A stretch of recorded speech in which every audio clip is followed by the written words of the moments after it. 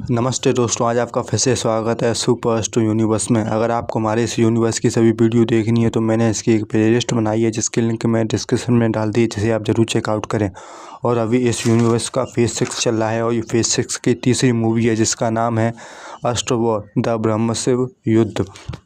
ये एक team up movie है और इस मूवी की स्टार कास्ट में है गज अस्त्र, नंदी अस्त्र, जल अस्त्र, अग्नि अस्त्र, पर्वत अस्त्र, कल अस्त्र, वानर अस्त्र, तारा, मेघा, मृदुला अस्त्र, ज्वाला अस्त्र, लाइट अस्त्र, नाग अस्त्र और junior NTR and Kamal Haasan. और इस मूवी के विलन हैं महिषासुर, तारकासुर, जलंधर, रक्तिका और कालनेमी।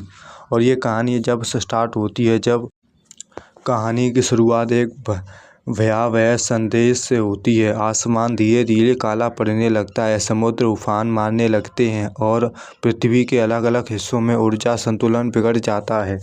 रुद्रांश, कमल हसन का किरदार और साइंटिस्ट जूनियर NTR समझ जाते हैं कि किसी साधारण शक्ति का प्रभाव नहीं बल्कि ब्रह्मशिव अस्त्र जागने वाला है। वह अस्त्र जो सृजन और विनाश दोनों का अंतिम संतुलन है।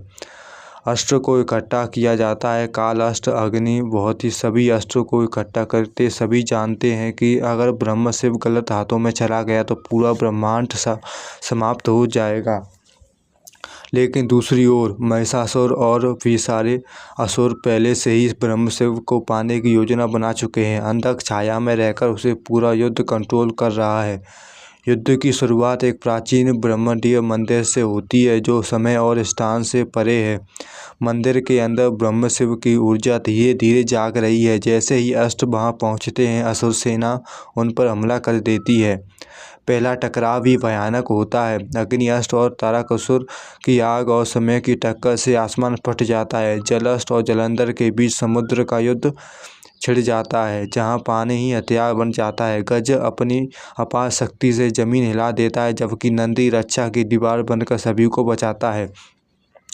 और वहीं दूसरी ओर तारा और मेघा अस्त्र मिलकर आसमान को रोशनी और तूफान से भर देती हैं। वहीं ज्वाला अपनी अग्नि से असुर सेना को पीछे धकेलता है और वानर अपनी फुर्ती से हमला करते हुए लाइट अस्त्र अंधकार को चीरते हुए रास्ता बनाता है।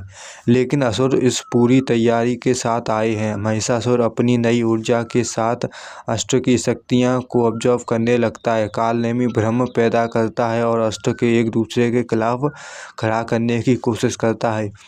युद्ध के बीच बड़ा झटका लगता है जब ज्वाला अस्त्र कालनेमी के जाल में फंस जाता है और खुद को बचाने के लिए अपनी पूरी ऊर्जा छोड़ देता है, जिससे उसकी मृत्यु हो जाती है। यह पहला बड़ा नुकसान होता है किसी अस्त्र की भूमिका में।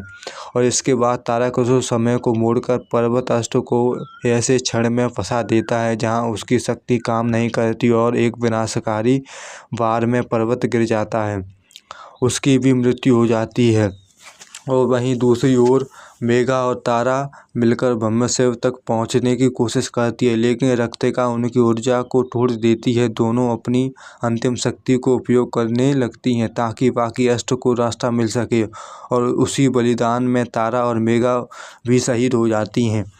अब युद्ध और भी खतरनाक हो जाता है। काल अपनी पूरी टीम को संभालने की कोशिश करता है, लेकिन लॉसेस उसे अंदर से तोड़ रहे हैं। नंदी, गज और अग्नि मिलकर महिषासुर को रोकते हैं, जबकि जल और जलंधर के बीच आखिरी टकराव होता है जहां दोनों अपनी पूरी शक्ति छोड़ देते हैं। और जलंधर के साथ जल अस्त्र कोशिश करता है कि जलंधर भी मर जाए और वहीं की उसकी मृत्यु हो जाती है।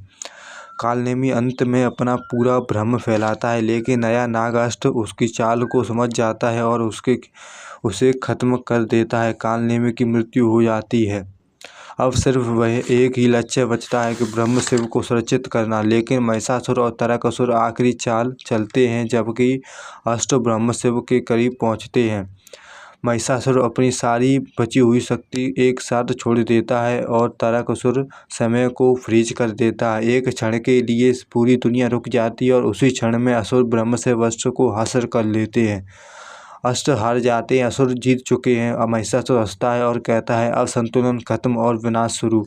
असुर सेना पोर्टल खोलकर ब्रह्मशिव के साथ गायब हो जाती है। अस्त्र घायल और टूटे हुए खड़े रहे हैं, अपनी साथियों के साथ और बलिदान के साथ। काल अस्त्र आसमान को ओर देखता है और जब पूरी तरह काला हो चुका है और ये कहानी यहीं पर ख़त्म होती है। और इसका पोस्ट क्रेडिट सीन है, अंतरिक्ष के अंधकार में एक विशाल ऊर्जा भंवर बन रहा है। मरे हुए अस्त्र, ज्वाला, पर्वत, तारा, मेघा और मरे हुए असुर, काल, नेमी और जलंधर की शक्तियाँ एक एक करके उस भयंवर में समाती हैं। अचानक अंधक के शरीर से भी ऊर्जा निकलती हुई वह कालासुर की बची हुई शक्तियाँ, ये सारी शक्तियाँ एक ही अस्त्र में समा जाती हैं। वो है यमा राक्षस। उसकी आंखें खुलती हैं और पूरा ब्रह्मांड कांप उठता है। और इसका दूसरा पोस्ट क्रेडिट सीन है, पृथ्वी का आसमान पर पूरी तरह काला हो चुका है और पूरा गायब होने लगते हैं। एक भारी आवाज़ गूंजती है कि मैं आ रहा हूँ, अगला युद्ध आखिरी होगा। और ये कहानी यहीं पर ख़त्म होती है। अगर ये कहानी आपको अच्छी लगी तो हमें सब्सक्राइब करें और thank you for watching the सुपरवर्स।